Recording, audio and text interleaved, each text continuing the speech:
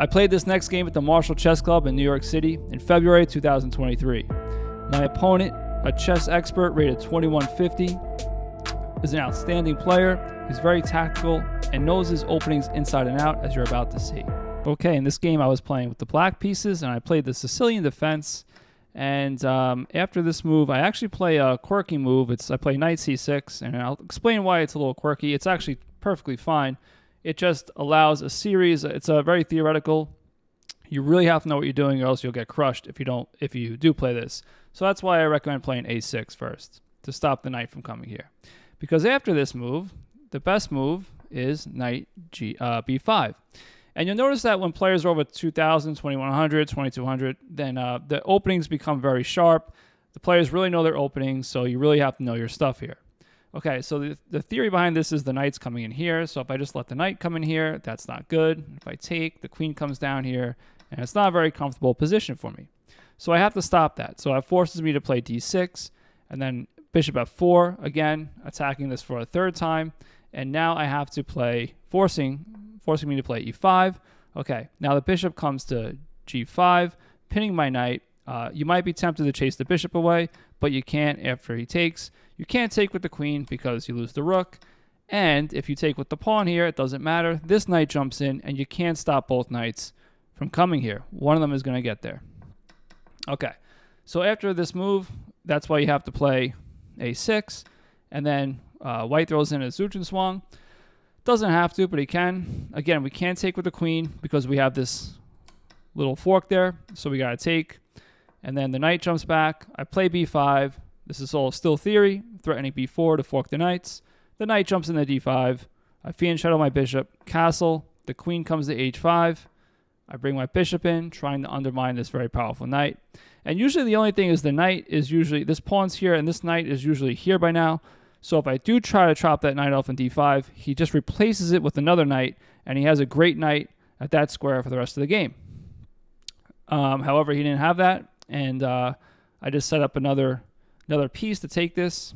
And here, I took. After he took, I played bishop takes. Now, why didn't I play knight takes here? Well, after that, he's threatening my bishop, and we have a checkmate threat. So that would not be fun. So I took with the bishop, and again, we have to remember, we have to see our opponent's threat. If you're under 1,000, you might not see this threat because your opponent took back, and you might be thinking of getting this right back immediately.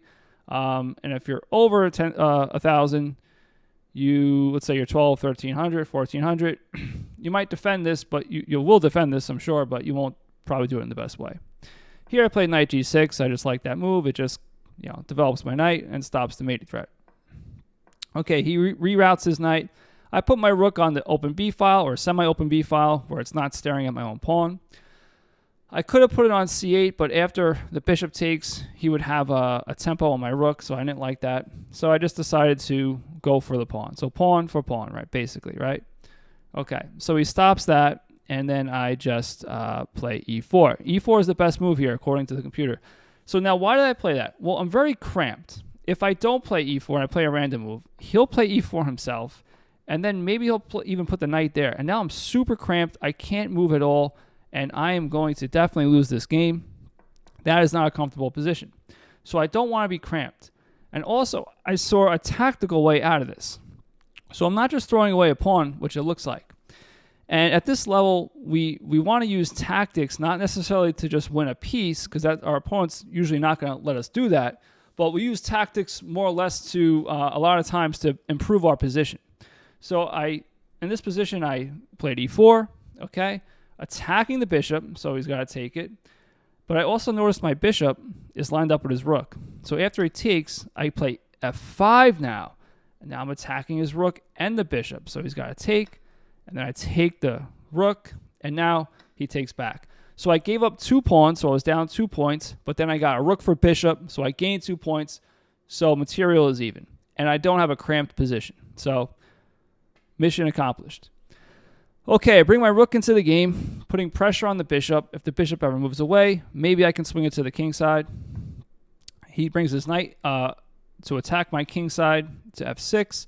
So I ask my king to help out and defend itself. So self-defense is very important. That's why I do jiu-jitsu. So we have king g7 and g3 here. And now I play h5 with my pawn. Now h5 might look like a funny move because usually we play h5 when our king's on the queen side. We're not usually when the king's on, when you're actually weak, kind of pushing pawns in front of your own king. But my point is I want to open up this file and then swing my rook around over here and try to get some type of mating attack. Okay, so the knight moves back. I play h4. I open up the file, and now I bring the rook to the center of the board. Okay, my opponent plays rook c6, just attacking this pawn. And I bring my rook into the open h file.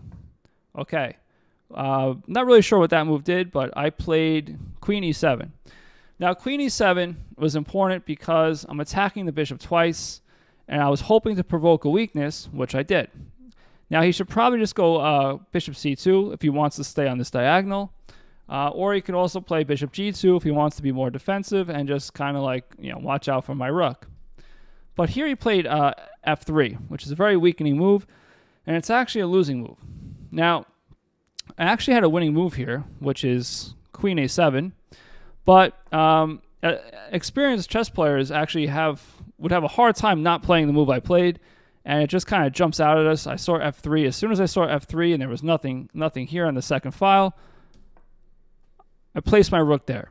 Okay, so now my rook's cutting off the king. Maybe have some checkmating patterns, and then the queen will come over here. I figured that would be a fine way to go. Okay, so it takes my pawn, and this is losing again. What move here? Pause your videos. What move here wins the game for black? Okay, the move is actually just simply queen c7. Queen c7 just threatens checkmate over here, or would result in checkmate eventually. And the reason why I probably didn't play it, other than the fact I'm in time pressure, is knight c4, blocking that. But I just have queen c5, and there's no way to stop checkmate. So that was the way to go. I also had a trap that I was planning for him, and I really honestly just got tunnel vision. So I played queen e8. Now the position's even here, but why did I play queen e8? Well, to set up the trap, I have to put my queen on the back rank. So I have these 3 squares to choose from.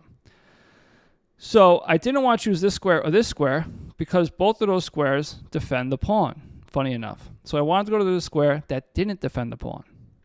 So my plan was for him either to make a random move or very possibly, understandably so, just win that pawn and have a passed pawn.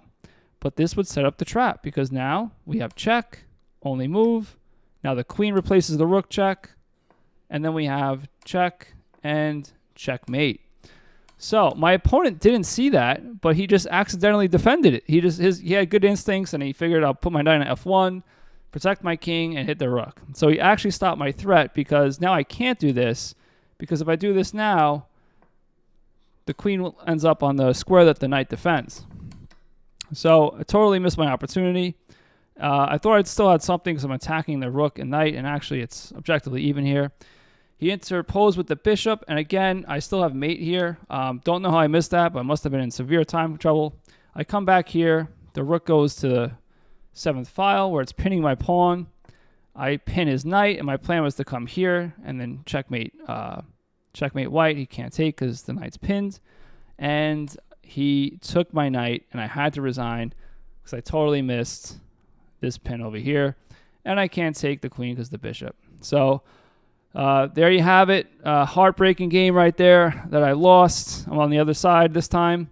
My opponent played a great game, though. He hung in there, was resilient, great opening, great defense, and I got to give it to him. So, and like always, if you like these videos, please make sure you subscribe.